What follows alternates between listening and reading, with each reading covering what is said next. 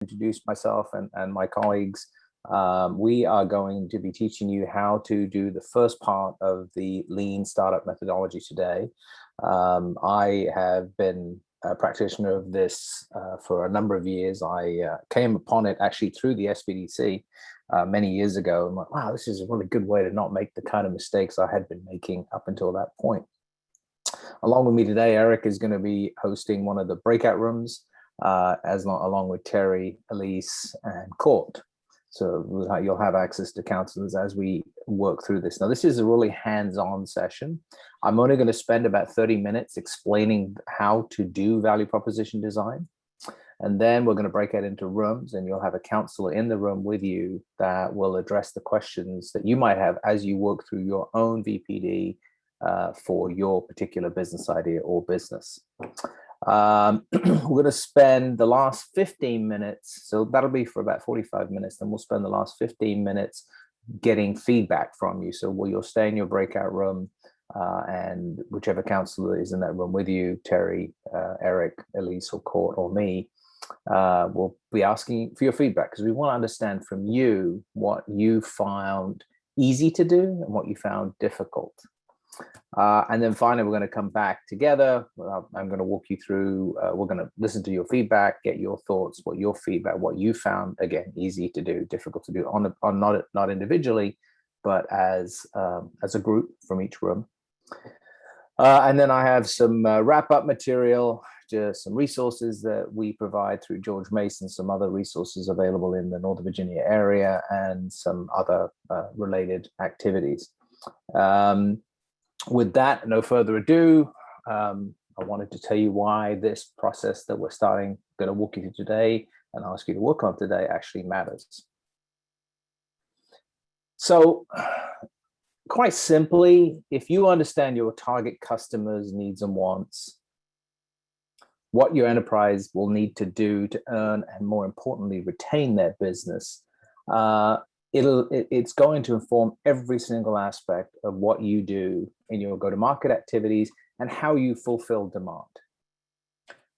Done well, and I am the poster child for doing it badly, which is why I learned to do it better, your product value proposition will, if you position it correctly and have understood the customer correctly, will be self-evident to the target of your target customer or your target prospect. And I mean, clearly, if they see the value without your help, could make the barrier to sales significantly lower, and therefore the chances of you generating high levels of revenue or high levels of conversion higher. Furthermore, if they buy in quickly, you're going to get the benefit of word of mouth sales. If they don't buy in or they doubt what it is you bought, you get the downside of word of mouth sales. And keep in mind, with word of mouth, it's 12 times more likely somebody will say something negative about what they did versus positive about their experience. And finally, most importantly, you'll know when to say no, which is, it'll be clear to you who your customer is, meaning that their needs are addressable with what you plan to provide, and who is not. And so you can focus your attention on, okay, this is who I want to target, this is who I want to convert, this is who I want to drive high levels of engagement with, recalling that if you retain their business, they're likely to become advocates for you and help you to understand how to build out products and services, additions to your product or service that will draw them in and keep them loyal and help them to promote your service. So what are we going to do today? Because that sounds pretty good to me. We're going to do a two-part workshop. We're going to show you the simple methodology, a simplified by VPD methodology. So we're not going to go, I'm going to explain the more complex, the more complete, but we're really going to do something that's is a little simple. I find easier to do, and I prefer to do. And then we're going to ask you, as I said, to work through it yourself with your product with the help of a counselor, and then get your feedback on what you liked, didn't understand, didn't like, so that we can have that as input to us for what it is that, how this process can help you as a business owner. So why do we as a state recommend VPD? Why do we do that? Well, first of all, it's a heck of a lot cheaper and faster to iterate a product or service that has not already been built. The clearer your value proposition is before you start, the easier it will be for you to decide what to create and what can wait. So you don't waste anything. If, as I said before, the client readily understands what your product or service can do for them, they're going to buy it because they see the value of having it. And if they don't, then you're going to spend a long time determining need, understanding, overcoming objections, and on a very high cost one-by-one basis. And then finally, it's an amazing lesson that every single new salesperson has ever learned.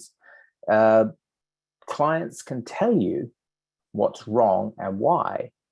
They very rarely can they articulate what they would do to make it better. So for obvious reasons, don't ask them, what would this make it better? But so we're trying to teach you not to ask that question because it's a very tempting question to ask. Would this help? Because people are going to tend to say, yeah, it would. That doesn't mean they're going to buy it. They just want you to stop talking to them. So we want to teach you not to ask that question. So is it part of a larger business planning framework? Yes, it's called the Lean Business Model Canvas. I put some resources there. This presentation will be available to you offline. You can click on those resources and look at them.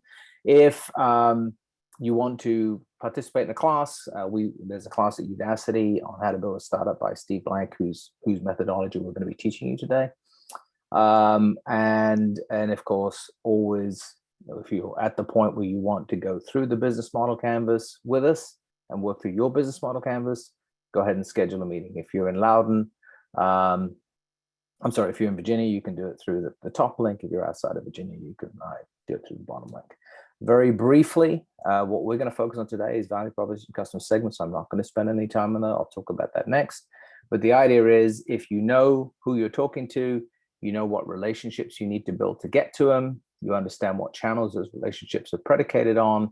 If you understand a good value proposition, you understand what it costs to get to market, and you understand who you're going to market to, you have a pretty damn good idea of what revenue you can get from it. So there's that's an input to your business case. This is a very structured methodology that drives you to a business case ultimately. If you know what it is you have to do, what they would value, you know what activities you need to do, what it is you need to do to create the capacity to deliver the value. You know that depends on what resources you require in order to deliver those activities, which will in turn deliver that value proposition. And if you can't do it yourself, you know what partners and who's in your supply chain that you need to deliver those resources, to push those activities that will create that value, which in turn defines your cost structure. Once you have your cost structure and your revenue streams, you've got yourself a business plan. We teach this, we show you how to do this. If you want to learn for yourself, as I said, check out Udacity, check out Strategizer. If you want to schedule a meeting with us, click here. If you're out from outside Virginia, click here, and you can do the same thing with a counselor at an SBDC in your particular part of the country. All right, so let's focus on value proposition customer segments, because that's what we're going to learn to do today. Okay. So what I'm going to do, as I said, is this is an iterative process. This is presupposing you have the ability to do a problem solution fit. It's very much a paper exercise. We're utilizing the canvas. We're using the two pieces I highlighted in blue in the previous slide, which is value proposition and customer segments. And in the ideal world, what we want to do is what we're doing today happens before you spend money. That's why it's a paper exercise. What for the customer segment, what you're trying to discover and then have the customer assign a value for is the jobs they do, which is, what do they want to do? What would be the impact of doing it well?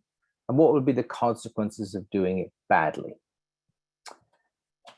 Very straightforward, and it's very tempting, as we said before, to say, well, would this help? Right? People don't know. They'll say yes, but they won't buy.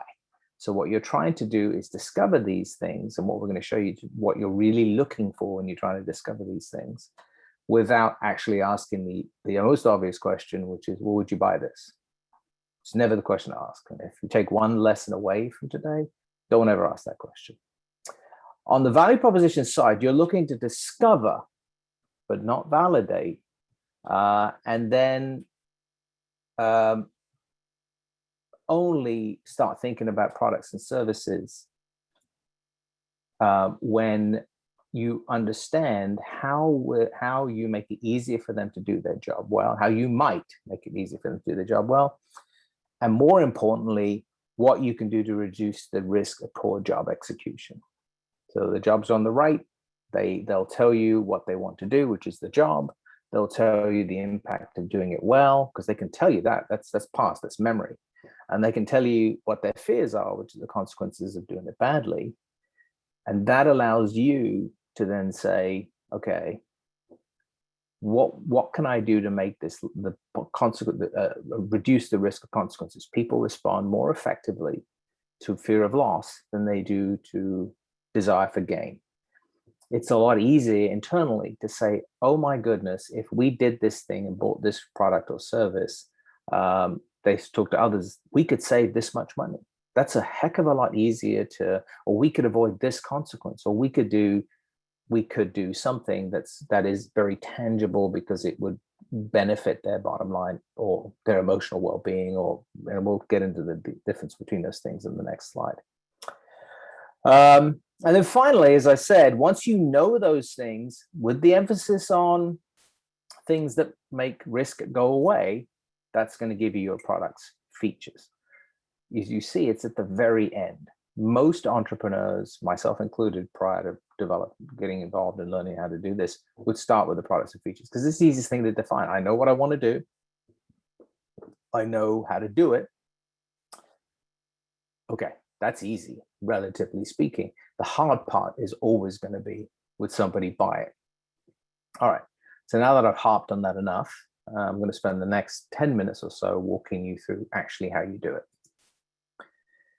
So the question I always get when I show this to a potential client, and you can get a copy of this slide if you so choose. There is a handout which we'll give you a link to in a few minutes and a couple of slides, but you can also get this exact same slide if you need it from the resource on the bottom right, is who, what, why, where, when. You never, ever, ever, ever, ever, ever, ever say, would this help you? Because keep in mind, that's a feature, and that's the last thing you think about. You start over here. And plus, quite honestly, if you are trying to develop a new product or a new service and you haven't necessarily got the IP protection that you want, or it's fairly generic, your approach is a twist on what others do, you don't want to educate people by describing your features. You really never want to talk about features. You want to ask, first of all, above all, actually, I'm going to go through the sequence in a second. I'm going to talk about this. How would you change what your company does is an illustrative question. That's an emotional driver. They typically won't have control over that. It's a broader decision, but they know pretty clearly at a visceral level what they want to do differently. The next question to ask is, what's the risk of switching? The higher the barrier to change, the more time you're going to spend and the less broad your marketplace is, because it takes a long time to convert a customer. And what do they not like about their current situation is, what do they do now? Because you don't exist today, or you haven't penetrated to that customer. You don't exist today. So they're doing something, and the biggest something they're doing is absolutely nothing.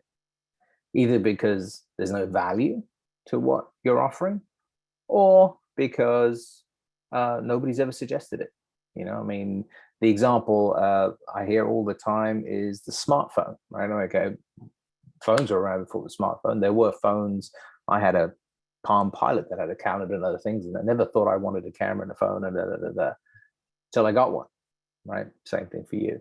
Similarly, if you're delivering asset management software, for example, very complex, very useful, but nobody ever thought in a factory that wouldn't it be great if we monitored the performance of our assets and then looked at that performance data to decide whether this asset needed maintenance. What has been found with systems that have a very complex supervisory control system, which allows you to collect that data on an autonomous basis, they found that they can reduce their cost of maintenance by 50%. Nobody knew that. It was bought as a system really for financial purposes, and now is in every factory of any size and any automation. And that wasn't an express need. They just kind of maintained. All right, so that's the customer side of the questions. What are the emotional drivers of purchase? What's the risk? What do they do now, excuse me? And what are the rational things, which would be things like, oh, we could do this cheaper, better, cheaper or better. And what are my fears, which are the hidden needs? The next thing you want to think about, I already did that. What would make this job easier for me? What would I tell my boss to make it easier for the team? We covered that. All right, so let's move on to the next side of it. All right. When you're designing a product, you have to make it something familiar. That a barrier to substitution is the day you start saying to somebody, oh, this is something new they have to get their head around and explain, you're going to slow down your customer conversion. So what would your customer describe?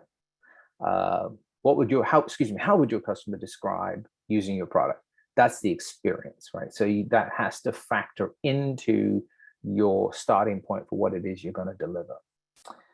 Then you think about the benefits, which is how does it make the problem go away? Again, emphasizing reducing the risk versus, reduce the needs, the risk versus the what they might aspirationally want.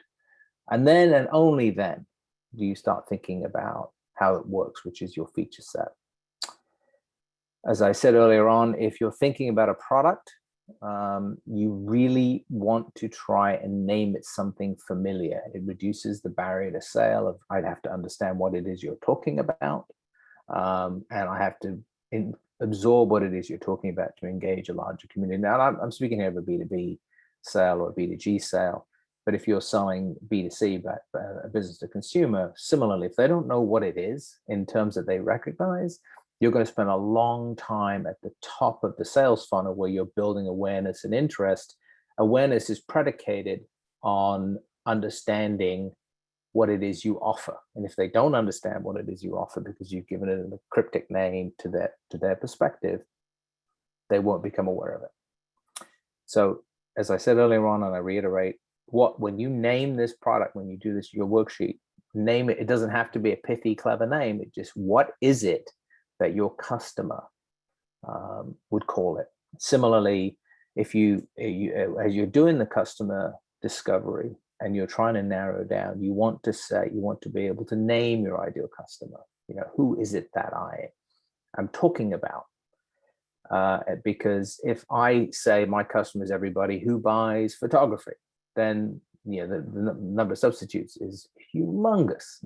If I have my every government procurement manager, it's impossible to engage effectively and understand substitution and fears because the audience is too broad. And so you need to be thinking about doing this. You may end up doing multiple value proposition counters, and frankly you will, but for today's purposes, I'd like you just to focus on doing one. All right, so how do you do it? You start with what are they doing now, which includes doing nothing. And then from there, you think about what are the fears, what are the reasons they won't buy from you, okay? And then you, having figured out what they're doing now, and the more substitutes there are, the higher the barrier to sale is. So redefine the customer. So if you could think of a dozen reasons why they won't buy from you, because a dozen alternatives to doing what you do, you haven't defined the customer well enough. If you can think of, there's a number of substitutions or a number of fears, you haven't defined the customer well enough, go back to substitutes. You go back and forth iteratively with substitutes and fears before you even start talking about needs. Once you've understood the needs and articulated both the expressible needs, what I would tell my boss, or the intrinsic needs, then you go to wants, which is aspirational. What would I like to change? Start with the fears, then focus on the need or the greed. Having articulated needs and fears, needs and wants, you go to experience. What would it be like to use your product? Again, you're not describing a feature at all. You're just talking about an experience. What would they say to you if you asked them? If you surveyed that customer, what would that experience be? At that point, you know what they want, you know what the experience is, and you know what they would like to do, what they fear, I should say. That's when you can name your product and name your ideal customer, because you have thought about narrow number of substitutes, what their fears are, and so on. At that point, name the product, name the customer. From there, you go to benefits.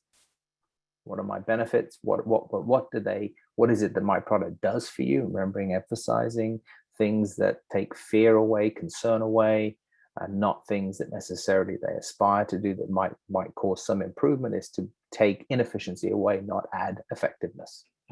And then finally, you list the features.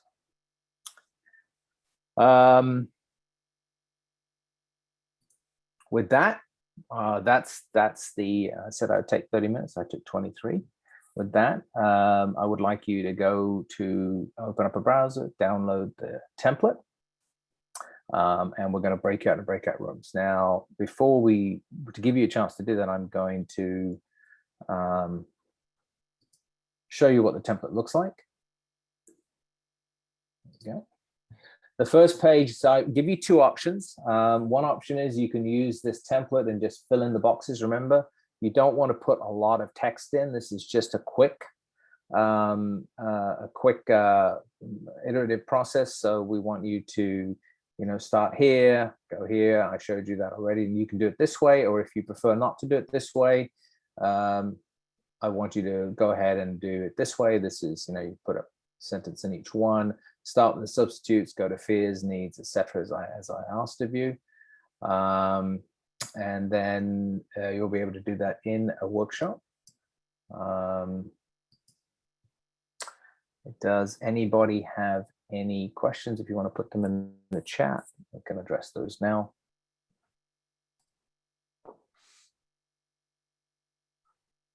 I don't see any. And just so everybody knows, I put the link to download the PDF of the worksheet we're going to use in the chat. So you can click on that link and it will download the PDF.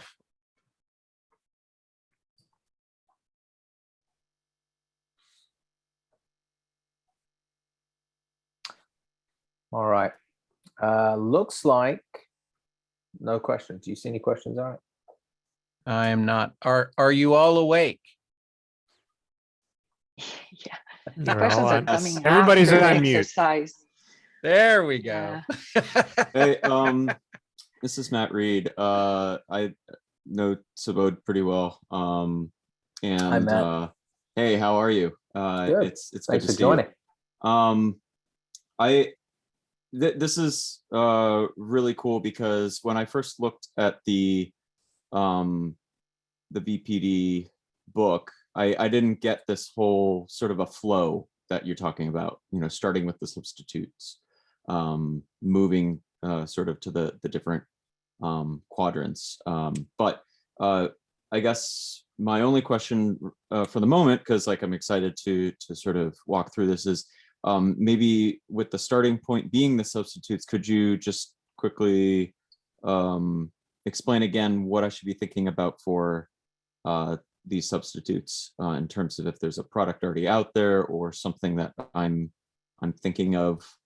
Substitutes are products that are already out there. So Okay. The biggest substitute to whatever you want somebody to do is that they do nothing. Okay. Or they do it themselves. What a substitute is, anything that they do to solve that problem today. Because if there is a problem, there's a way to solve it. there's, and one very valid way to solve is to do absolutely nothing, ignore it, wait till it becomes a big problem. So I give you an example. I don't want to use a consumer example only because that gets boring. So if I am a factory with low levels of automation, my substitute for when something breaks is fix it when it breaks. So it's called break fix or run to failure if you want to use the asset management term. Whereas implementing a supervisory control system would allow me to collect data, but if I use the data, I can use it to monitor when something's going to break, or I can use it to predict when it's going to break. So if you're in the business of offering a software product like asset management, you have to decide which problem you want to solve. And your substitute, if you're just trying to predict failure, or is run to failure. If you're trying to implement preventative maintenance, which is prevent failure ever from happening, then now it's a much more complicated question. There are many other ways to do it. So it's a question of what do they do now, which includes doing nothing, or what else could they do? You can wash your hands with soap. You can wash your hands with dishwasher soap. You can wash your hands with, sort of use a current example. You can use Purell. They're all washing. They're all sterilizing, right? They're all the same. Some are better than others. What would you do differently? Mm-hmm. Does that help? Yeah, that really helps. Thank you. Okay, pleasure. Yeah, so but I think the biggest substitute is that they just do what they're doing today. Yeah, exactly. But what I'm asking is, what is that, right, Terry? It's, what do they do today? You have to be able to describe that so that you can understand why you're better. Right. So that's why I like to start with the substitute. And quite honestly, I think the easiest thing to do is to figure out what somebody can do instead of what you're proposing. And then the other thing, just to mention, to reiterate, the more substitutes you define, the higher the fear of change will be. Because why should I? I can do a bunch of other things that I already know, right? So the more narrowly you can define substitutes, the lower the barrier to switch will be, because they don't have any other choices.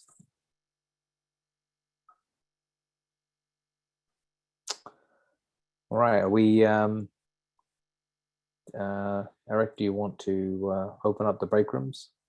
Yeah, so what I think we're going to do is we'll do 3 breakout rooms because we don't have a bunch of people. And so I'm going to, and how long do we want to set this for? Because we kind of mapped it out for more people than we have in the room. Yeah, why don't we do it for 30 minutes and then that's what I was going to say. 15 minutes, 45 total, 30 to give people a chance to do this, and and then 15 so that Elise, yourself, and I, or however you're moderating this, can ask address questions on a one-to-one basis. Perfect. So I'm gonna set up the